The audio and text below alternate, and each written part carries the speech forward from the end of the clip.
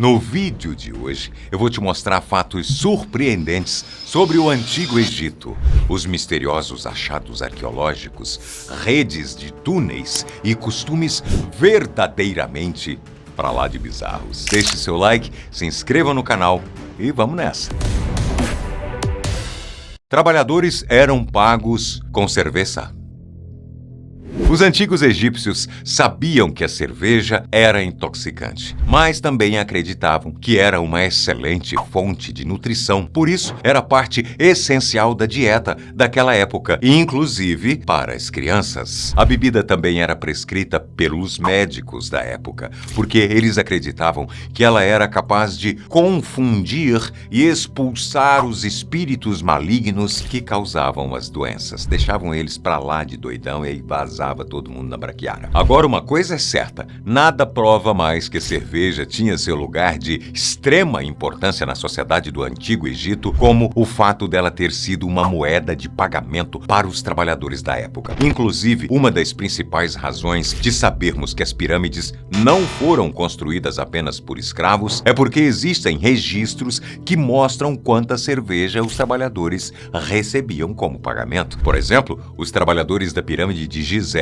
recebiam 3 porções de cerveja por dia. Os servos tinham que morrer com seus mestres.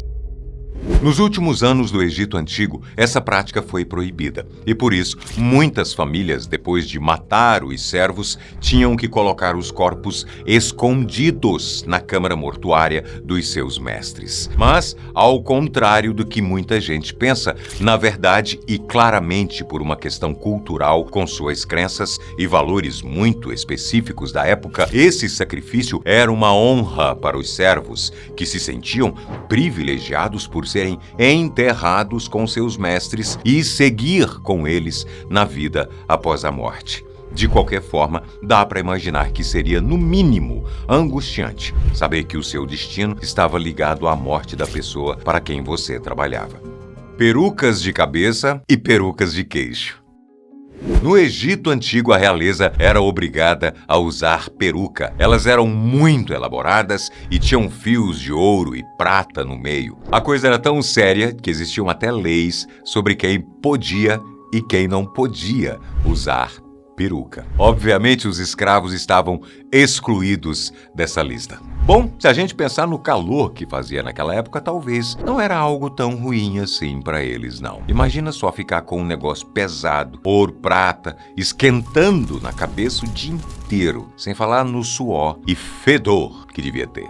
É ou não é? Bem, por outro lado, quanto mais rica uma pessoa fosse, melhor tinha que ser a qualidade da tal peruca, que sempre não passava de uma peruca. E no caso da realeza, as perucas não eram apenas para se usar na cabeça, também existiam perucas de queixo, imitando barbas. Os faraós costumavam usar essas perucas de queixo em eventos especiais como símbolo de poder, mostrando que eles eram deuses na terra.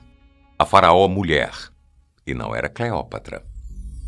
Há 3.500 anos atrás, um faraó sofreu um ataque 20 anos após a sua morte. Alguém tentou apagar qualquer vestígio da existência desse faraó da história da humanidade, destruindo todas as suas estátuas. Esse faraó era Hatshepsut, e apesar de uma mulher não ser proibida de assumir um alto cargo de monarquia, ela foi contra uma intensa cultura que acreditava que o faraó era a encarnação do deus masculino Horus. Depois de causar uma confusão gigantesca numa tradição de governo totalmente liderado por homens, ela ainda tentou compensar o problema mudando seu nome para Matkari, que significa a verdade é a alma de Ra, e algumas vezes sendo chamada de Hatshepsut, que tem o final masculino Su. Bom, deu para perceber que essa jogada de marketing não deu muito certo.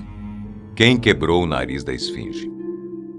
Durante muito tempo, os historiadores pensaram que o nariz da esfinge de Gizé tinha sido quebrado pelas tropas de Napoleão Bonaparte, que invadiu o Egito em 1798. Só que um desenho feito por um artista em 1755 mostra que o nariz já estava quebrado antes da chegada de Napoleão. Depois começaram a dizer que o nariz tinha sido quebrado antes disso pelos mamelucos, um grupo de soldados que governava o Egito naquela época. Hoje em dia, a teoria mais aceita é que o nariz da esfinge tenha sido quebrado entre os séculos 16 e 17 por cristãos coptas. De acordo com alguns especialistas, as marcas na esfinge indicam que eles usavam várias ferramentas de metal. Agora, o fato mais importante dessa história é que no Egito Antigo, quando alguém era pego roubando, eles podiam ter o nariz cortado como punição e serem facilmente reconhecidos assim. E aí, você? O que você acha? Quem eles queriam desonrar? O rei Kelps, Khephren ou Miquerinos? E por quê? Copta, a última língua egípcia antiga. Assim como acontece com todas as línguas no mundo, a língua egípcia foi mudando ao longo dos séculos. De acordo com o doutor em letras Renan C. Ferreira, da Universidade Federal de Pelotas, a escrita clássica da língua egípcia, que era feita com hieróglifos, é bastante complexa e era conhecida apenas pela elite e chegava a ter mais de 5.000 sinais diferentes. Enquanto a maioria do povo egípcio, que ficava fora da corte real e dos templos, usava formas alternativas derivadas, simplificadas ou totalmente fora dos padrões de hieróglifos oficiais. Nessa foto, vemos um texto na escrita clássica e nessa linha bem pequena na parte de baixo está o resumo em copta. O idioma copta foi uma combinação da escrita demótica com o alfabeto grego e se tornou a forma mais moderna da língua egípcia que, apesar de não ser mais falado hoje em dia, ainda existe como língua litúrgica na Igreja Ortodoxa Copta. Para quem não sabe, a língua oficial do Egito hoje em dia é o árabe. Isso aconteceu quando o Egito foi tomado durante a conquista islâmica. Mas esse é um assunto para um outro vídeo pra lá de interessante. Inclusive, comenta aqui se você quer saber mais sobre essa história do Egito. Tenho certeza que sim. Comenta logo. Carne é para quem tem luxo. Na maioria das sociedades antigas, a carne era um luxo apreciado apenas pelos ricos. E é claro que no Egito Antigo não seria diferente. Mesmo que naquela época o rio Nilo fosse um importante local de pesca, a maior parte da carne consumida era de uma grande variedade de gado doméstico, como ovelhas, cabras, vacas e antílopes. Além disso, a carne também era usada como oferenda em templos e cultos, e se ela não fosse servida na hora, podia ser guardada de várias maneiras, incluindo salmoura, secagem, salgação, defumação e até transformada em uma mistura de gordura e proteína chamada de pemmican. Cleópatra era grega, falava latim e fazia perfumes. Cleópatra foi a última rainha do Egito Antigo e bastante conhecida por ter uma personalidade forte e ser muito influente. Mas uma coisa que pouca gente sabe é que, na verdade, ela era grega. É isso que você ouviu. Descendente direta de Ptolomeu, um dos generais de Alexandre o Grande, que se declarou faraó do Egito de uma forma não muito democrática. Cleópatra era fluente em 9 línguas, incluindo grego e latim. Ela também foi a primeira faraó ptolomaica a aprender o egípcio. Com certeza, ela era muito boa em trava-línguas. Mas tem mais. Ela também era conhecida por seus cuidados com a sua beleza. E, como toda rainha, ela tinha suas exclusividades, como um perfume feito unicamente para ela com canela, rosa e mirra. Mel, um alimento de todos os egípcios. Podemos dizer que o mel era considerado um milagre naquela época. Um alimento que é capaz de adoçar qualquer coisa, umedecer qualquer prato assado e, o melhor, nunca estraga, mesmo se não for conservado. Não é à toa que as abelhas e o mel eram considerados sagrados, com um papel muito importante na vida religiosa e política do Egito Antigo. Inclusive, a abelha era o símbolo oficial dos parentes do Baixo Império Egípcio. O mel era um alimento de todas as classes sociais, das mais baixas às mais altas, o que nos leva a crer que os egípcios deviam produzir milhares de toneladas de mel. Imagina só a quantidade de abelhas que era preciso para essa tarefa. Lâmpada de Dendera.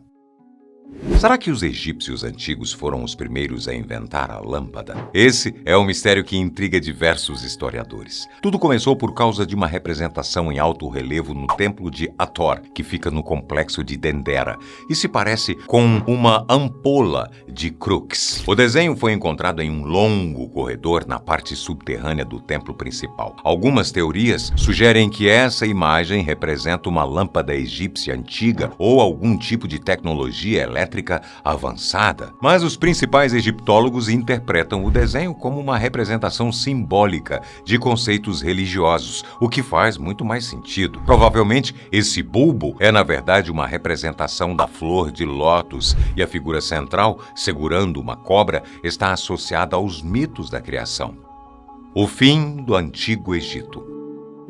Tudo começou com a morte da rainha Cleópatra, em 30 a.C., depois de anos de dificuldades, incluindo fome, instabilidade interna e pressão dos romanos. No verão de 44 a.C., o rio Nilo não encheu o suficiente e acabou prejudicando as colheitas e afetando a sociedade egípcia. Isso foi causado por uma sequência de erupções vulcânicas em outros lugares do mundo, que jogaram gases do enxofre na estratosfera e as chuvas diminuíram na região. Apesar dos romanos terem sido os grandes responsáveis pela queda do Império do Egito Antigo, parece que até os deuses já tinham se cansado de toda aquela loucura e deram um empurrãozinho usando a natureza.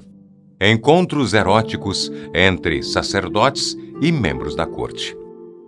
No Antigo Egito, a sexualidade não estava confinada à esfera privada, mas permeada por várias camadas da sociedade, incluindo os reinos sagrados dos templos e as opulentas cortes dos faraós. Uma das mais surpreendentes revelações deste aspecto vem do papiro erótico de Turim. Este documento, que data do período do Novo Reino, apresenta uma coleção de representações explícitas de atos sexuais envolvendo figuras da corte e, possivelmente, sacerdotes. As imagens ricas em detalhes mostram homens e mulheres da elite em cenas de natureza sexual livre e audaciosa. O que torna isso mais intrigante é a inclusão de legendas humorísticas e às vezes grosseiras que acompanham as imagens, revelando uma sociedade que via o sexo não somente como uma forma de intimidade, mas também como fonte de entretenimento. Vício enlaxante. Como em todas as monarquias que já existiram, a elite do Antigo Egito usufruía de uma alimentação rica e abundante. Em cada refeição havia uma fartura de alimentos. Essa abundância frequentemente levava a um consumo excessivo de comida.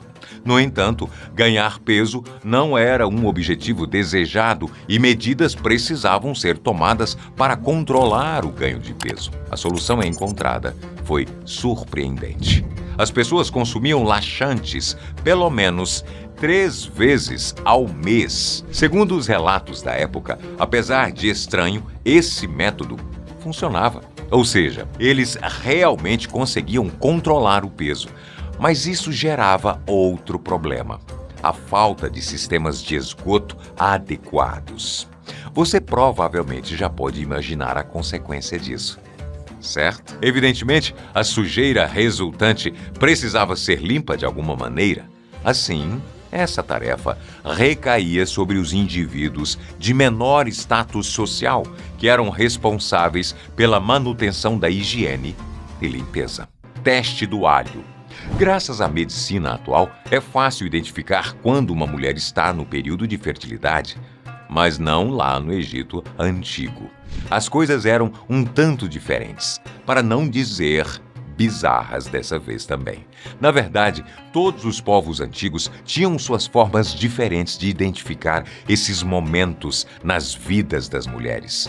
Os politeístas, por exemplo, acreditavam que existia um deus próprio da fertilidade.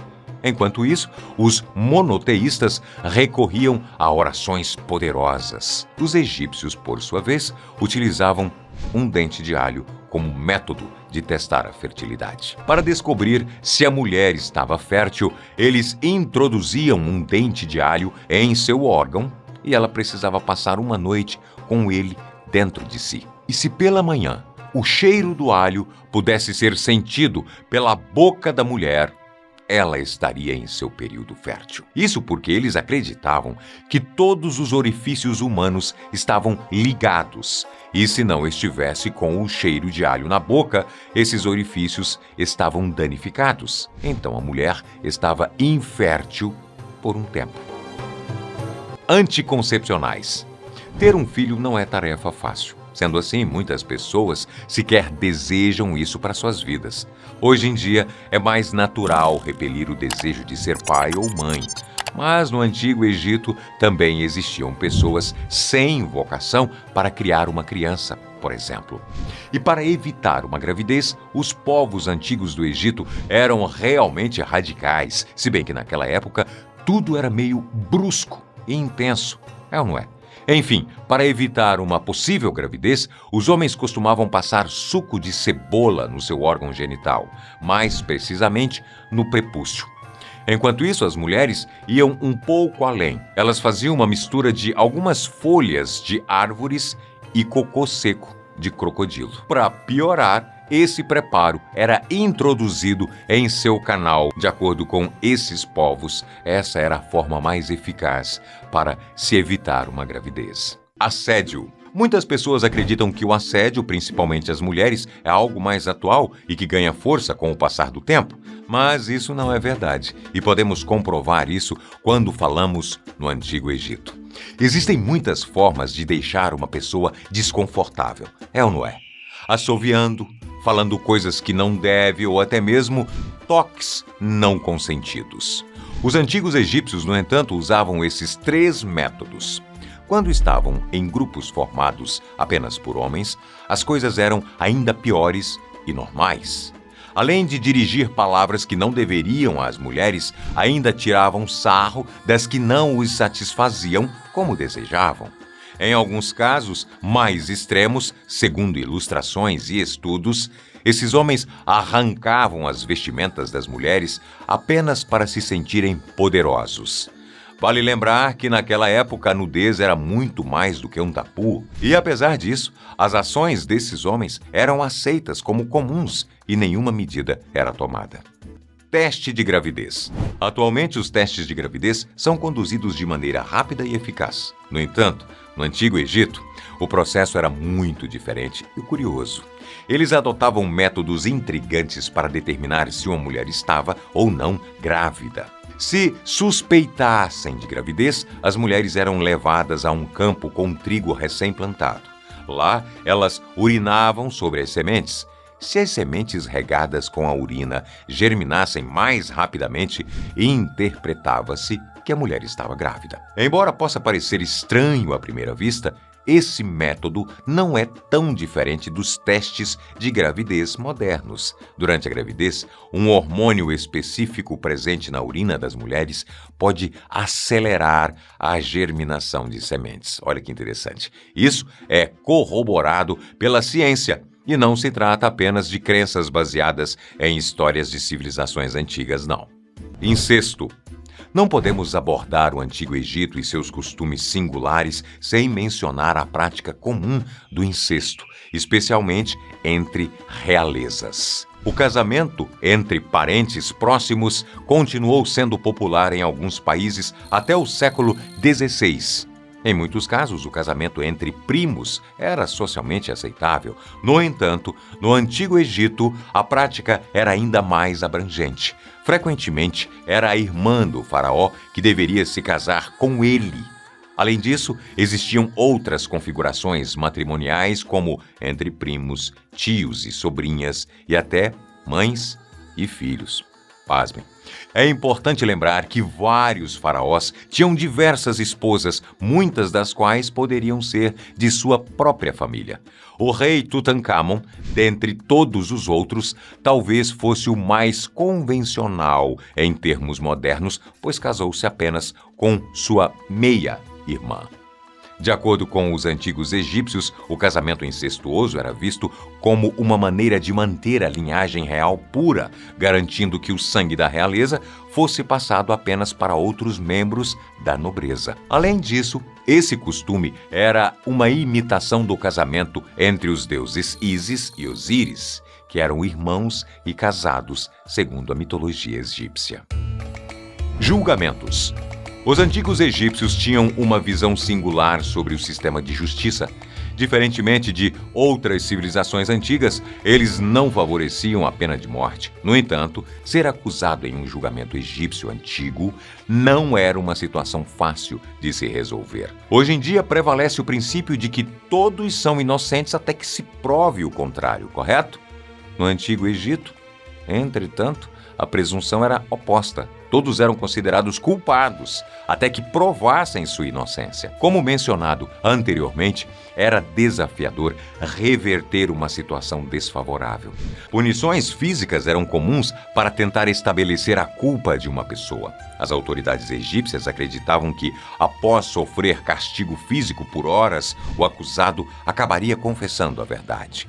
Outra forma de julgamento era por meio de intervenção divina de um oráculo. Os acusados ficavam de pé diante de uma estátua de um deus, com 2 papéis colocados lado a lado. Um papel declarava sua inocência e o outro sua culpa.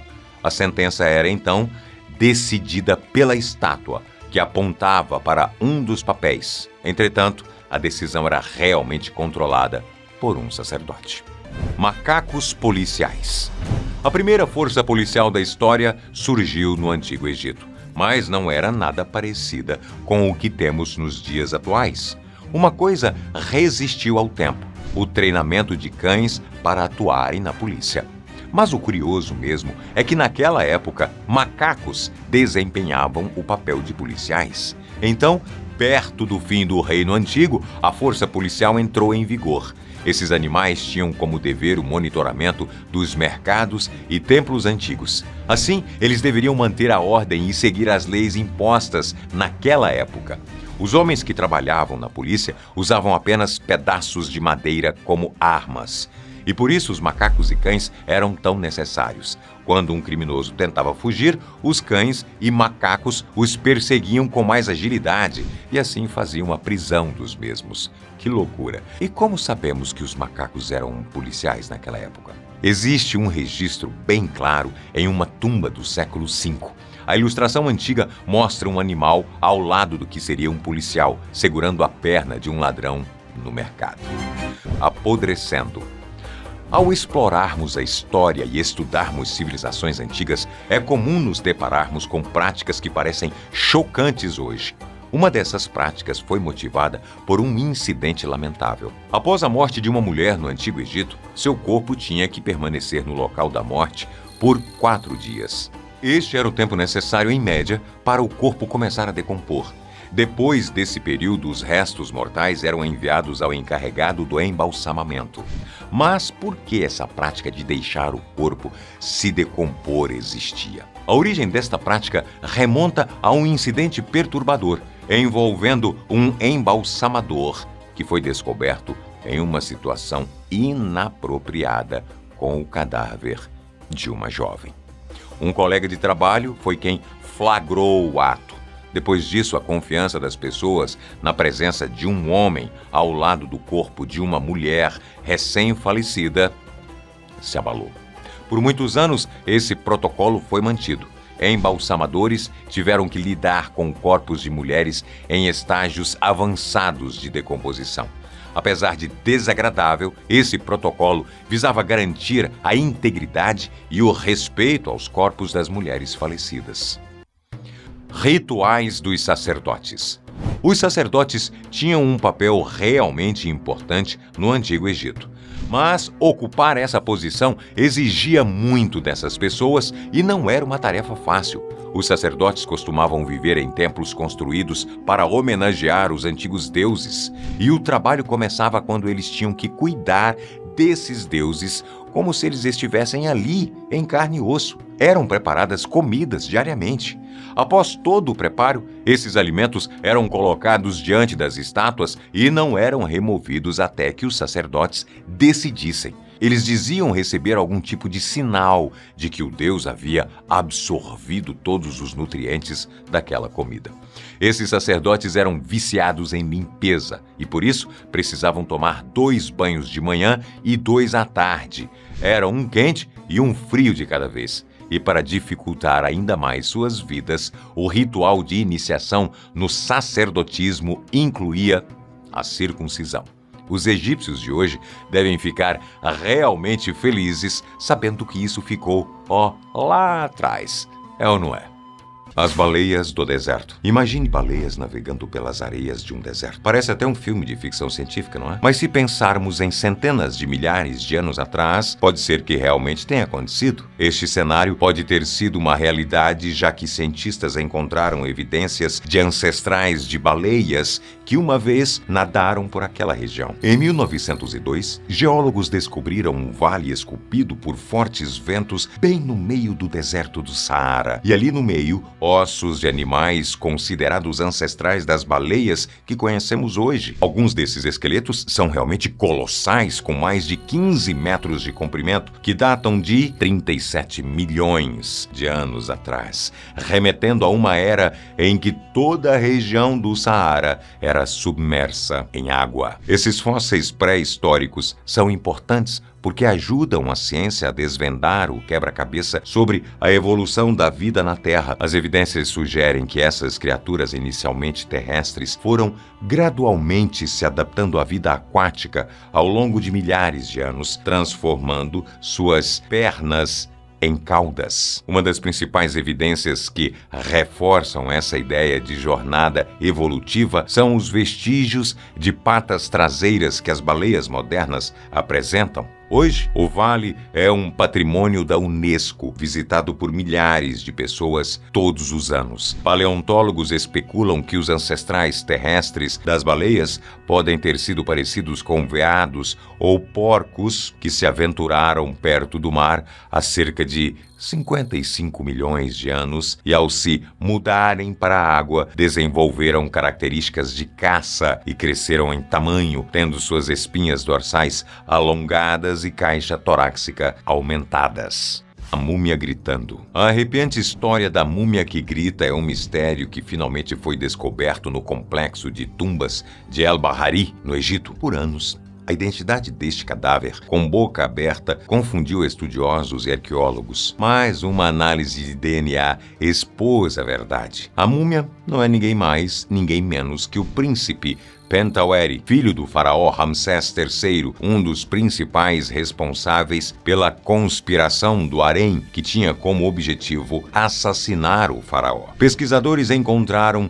um papiro contando sobre a conspiração de Pentaweret, esclarecendo a trama, revelando o envolvimento da família do faraó, comandantes do exército, servos, mulheres do harém e mágicos. Leais mordomos de Ramsés III presidiram os julgamentos que levaram à condenação daqueles que ajudaram Pentaweret na tentativa de subir ao poder, resultando em suas mortes ou mutilações. A causa exata da morte de Pentaweret ainda é debatida pelos estudiosos. O que se sabe é que, ao invés de ser embalsamado e confinado a um sarcófago, o príncipe foi envolto em pele de carneiro, uma prática funerária considerada impura e degradante no Antigo Egito. Este tipo de mumificação e punição incomum nos deixa imaginando se a conspiração do harém foi bem sucedida após a morte do príncipe Pentaweret, já que, em 2012, uma tomografia computadorizada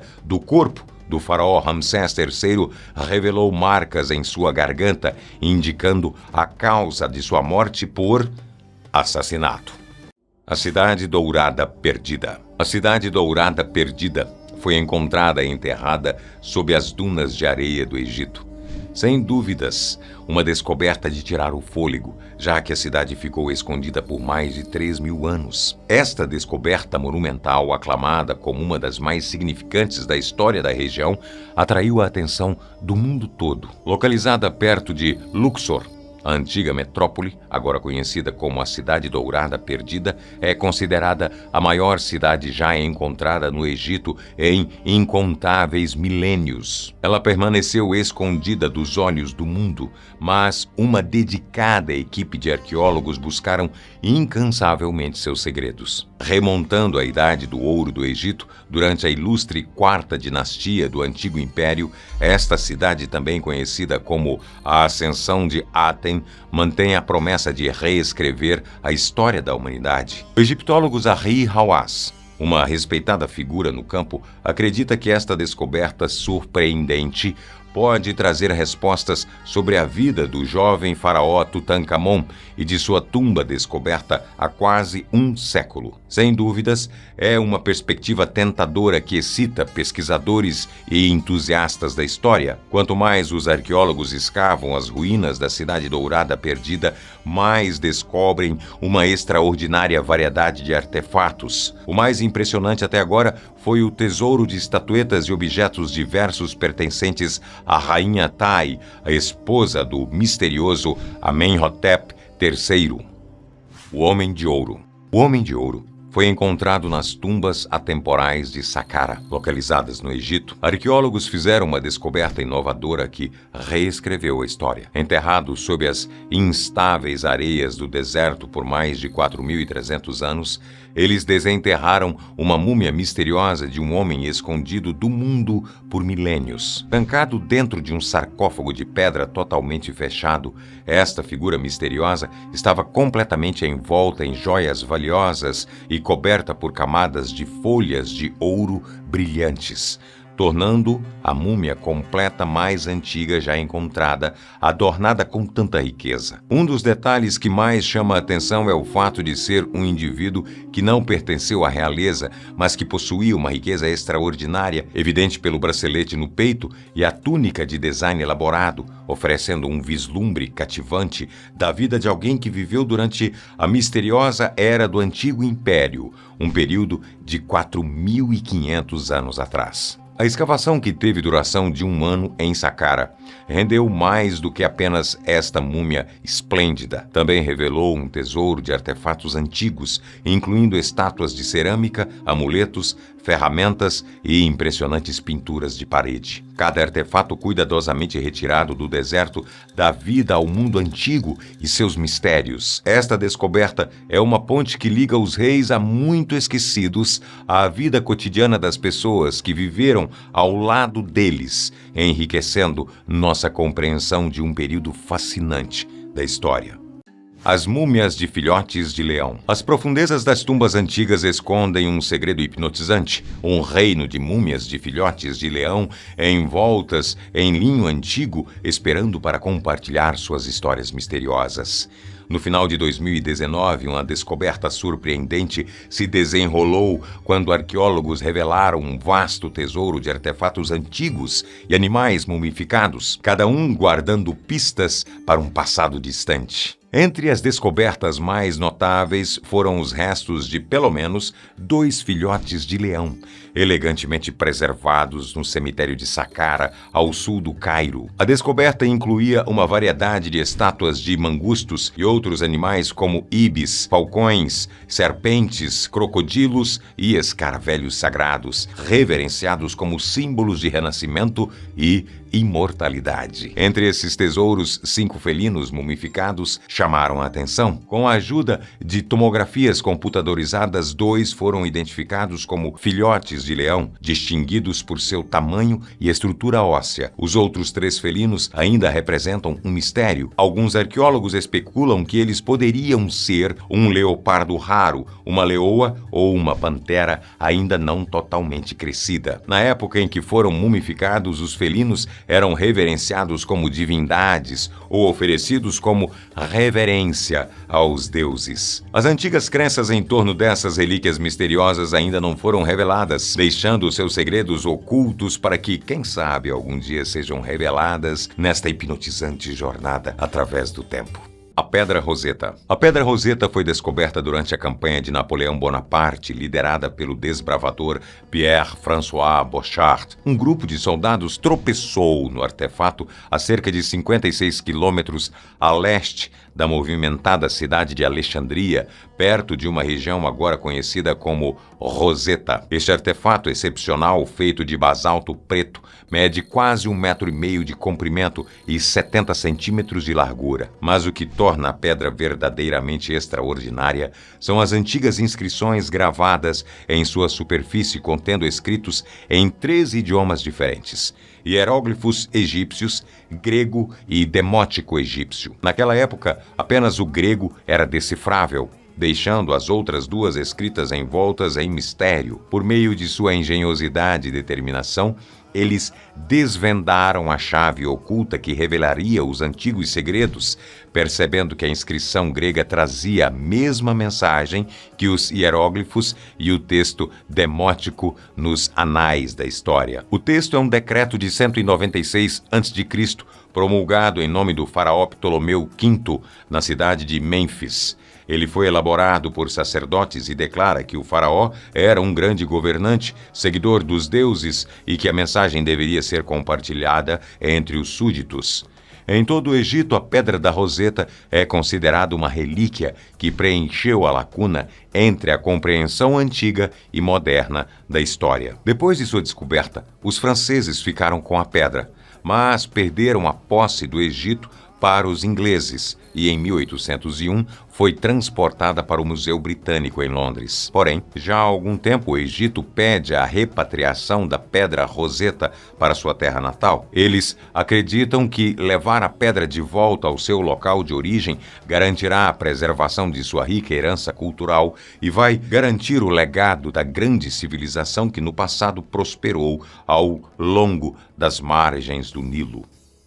A Tumba da Rainha Desconhecida. A Tumba da Rainha Desconhecida foi encontrada nos antigos cemitérios de Saqqara por uma maravilhosa expedição arqueológica que revelou tesouros de tirar o fôlego. Entre as descobertas mais elegantes estavam a tumba de uma misteriosa rainha egípcia, envolta em mistério, e uma coleção surpreendente de 300 caixões repletos de artefatos sagrados. Nos caixões encontraram-se os generais mais confiáveis de Tutankhamon, conselheiros, sábios e outras notáveis figuras da antiguidade, cada um deles lindamente adornados, retratavam cenas do Livro dos Mortos, um guia para a vida após a morte. Os nomes dos falecidos estavam inscritos nos caixões em homenagem aos 4 filhos do deus Horus, os guardiões de seus órgãos.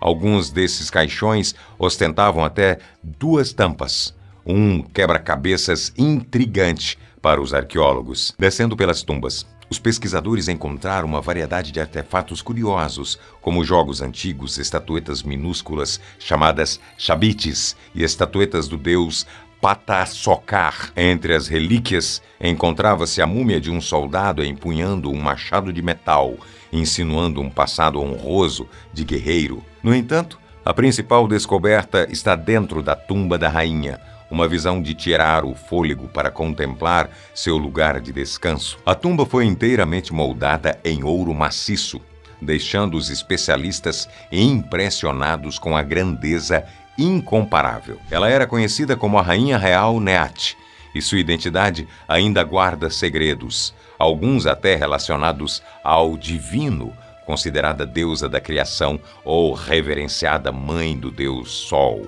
O vidro do deserto. No coração do Saara, uma fascinante história de maravilhas meteóricas revela a lenda do vidro do deserto. Há cerca de 29 milhões de anos, um colossal meteorito atingiu a Terra, desencadeando uma força cataclísmica que derreteu vastas extensões do deserto da Líbia, transformando a areia em lençóis de delicado vidro verde. Apesar da cratera ter desaparecido, as provas deste evento cósmico permanecem gravadas no abundante vidro do deserto espalhado pela paisagem. Esses fragmentos celestiais foram encontrados em lugares inesperados, surpreendendo até mesmo o renomado Howard Carter quando ele revelou os tesouros dentro da tumba de Tutankhamon. Entre as joias deslumbrantes adornando o peitoral do jovem faraó, um impressionante escaravelho esculpido em vidro verde evidenciou o fascínio dos antigos egípcios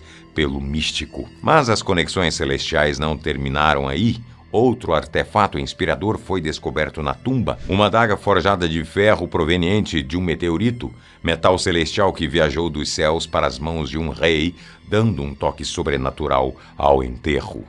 O labirinto de Avara. Escondido no meio do deserto do Egito, o misterioso labirinto de Avara, também conhecido como a Pirâmide Negra de Danshur, atrai aventureiros de todos os cantos do mundo. Escondendo segredos de intrigas antigas, o labirinto foi construído pelo faraó Amenemhat III, da 12ª dinastia. A estrutura mística tem 75 metros de altura, com um exterior de calcário bruto que lembra antigas fortalezas. Mas o que realmente cativa a exploração é a estrutura subterrânea semelhante a um reino medieval, descoberta por arqueólogos em 2008. Durante o século V, em uma de suas visitas, o historiador grego Heródoto ficou encantado com os inúmeros quartos da construção, dizendo que aquele era um complexo extraordinário. Para se ter ideia, esta maravilha subterrânea revela 2 seções, uma do rei no lado leste e a outra para suas esposas no lado sul, todas conectadas por corredores. A câmara do rei contém um sarcófago de granito rosa adornado com símbolos sagrados, enquanto as câmaras da rainha abrigam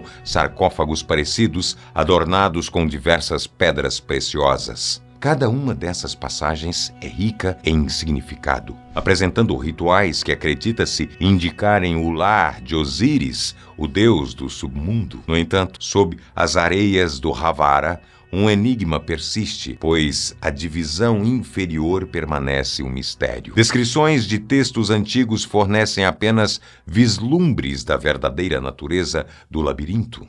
A estátua de Khafre. No meio do grande Museu Egípcio do Cairo encontra-se a notável escultura antiga de Khafre, esculpida em um nórsito, uma pedra extremamente dura e escura. Esta obra de arte icônica foi descoberta em 1860 por Auguste Mariette, o primeiro diretor do Serviço de Antiguidade Egípcia. A estátua estava enterrada em um poço sob o templo do Vale de Khafre. Ela retrata o faraó Khafre da 4ª dinastia, em posição imponente, sentado em um trono no formato de patas de leão, com um olhar penetrante, um punho cerrado e a outra mão aberta, parecendo transcender no tempo, enquanto a divindade Wadjet e um cocar de Nin o protegem. Já o falcão abraçado às suas costas significa a divindade protetora Horus, enquanto o trono, que simboliza o poder político do rei, é adornado com hieróglifos representando o seu dever com o Egito. A estátua de Khafre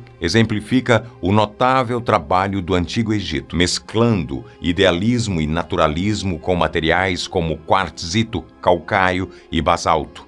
Sua influência nas imagens reais perdurou, destacando a profunda conexão entre os faraós e o divino. Ainda hoje, esta estátua tem um forte significado relacionado às posições políticas modernas, um testemunho do seu impacto duradouro na rica história e identidade cultural do Egito. Hoje eu fico por aqui. Se inscreva aqui no Top 10, deixe seu like no vídeo e ative as notificações para mais conteúdos incríveis aqui e lá no Boco Sétimo Filho. Até o próximo.